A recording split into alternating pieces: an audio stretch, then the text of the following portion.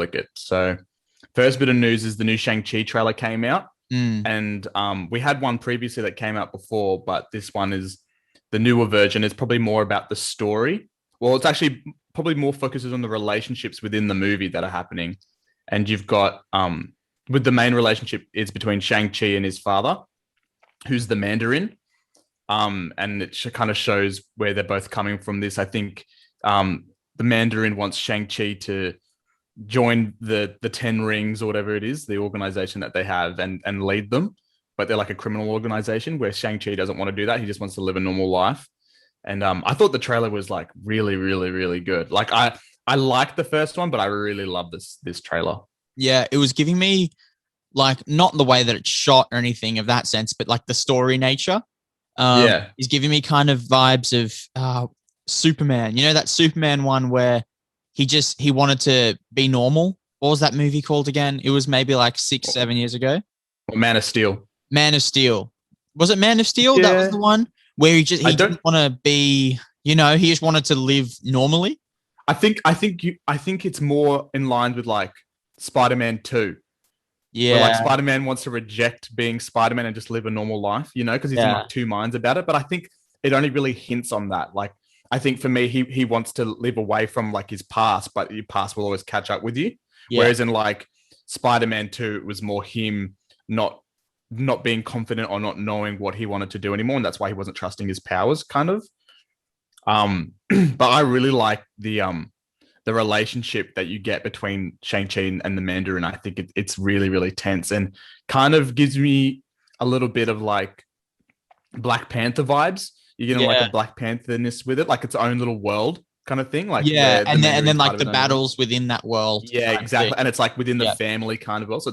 And I think that's kind of what they're doing because Black Panther was such a big cultural movement, a cultural film in like had this massive cultural impact. And I think they're trying to do the same thing here with the Asian community. Yeah, exactly. And I think it looks really cool. I mean, I think the relationship looks really cool. I really like Tony Leung, who's the guy playing the Mandarin. I think he kills it in this trailer. Like, there's that one bit where he's like, "Don't speak to me that way, boy," or something like that. That's how he says like that. And I was just like, "Holy shit!" Like, this guy's so fucking crazy. And then there's that one line where he's like, "I told my men they wouldn't be able to kill you if they tried.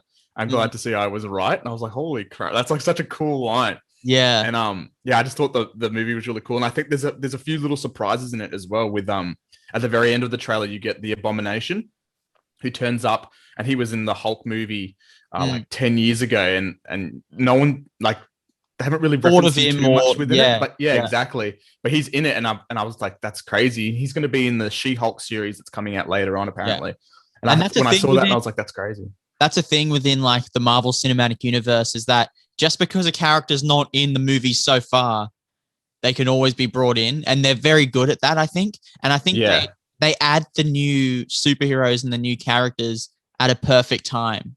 Yeah. All the time. They don't make a mistake in when they bring in a character. Yeah. If they haven't brought them in yet, they're coming, and they're coming at a time for a certain reason, I find like they're very good at that.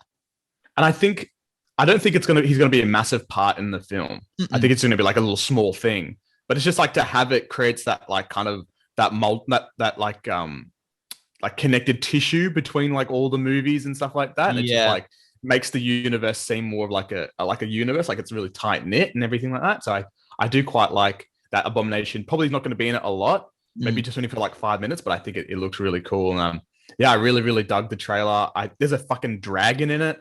I was like, what the fuck?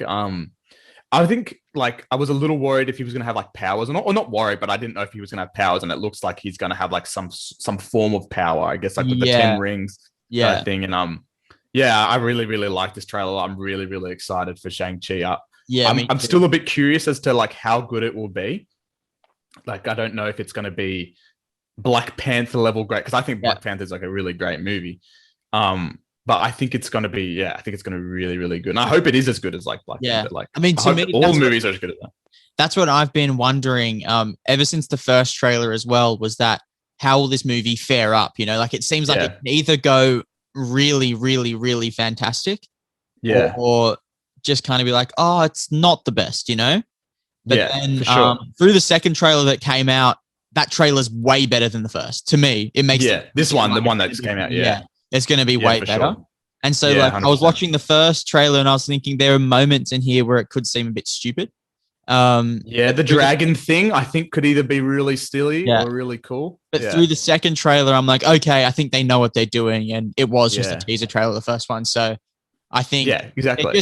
And Marvel's good at that. They're not giving away too much of how good the movie is. I do think the movie's going to be good, and for them, whenever they take on like a certain, like what they did with Black Panther, and knowing that it would be such a powerful thing amongst the African and Black community, not just Black American and Black community, is that they're going to do that again with Shang Chi, and they're very smart in how they do that, and they're not going to do it. They're not going to make a stupid movie. And Marvel hasn't failed yet, really. Like, no. I mean, their worst movie is Thor: The Dark World, and even that is like not terrible. Do you know what I mean? Like, it's not great. Yeah, you can watch it and you probably like find something in there you like. And because of Endgame, that movie is a little better as well. But I think like, until they give us something to kind of be concerned or worried about, like I've got full trust in what they do. Yeah, absolutely. Me too, for sure. So I definitely stick it. Yeah, for sure. Yeah, definitely. Yeah. And all so next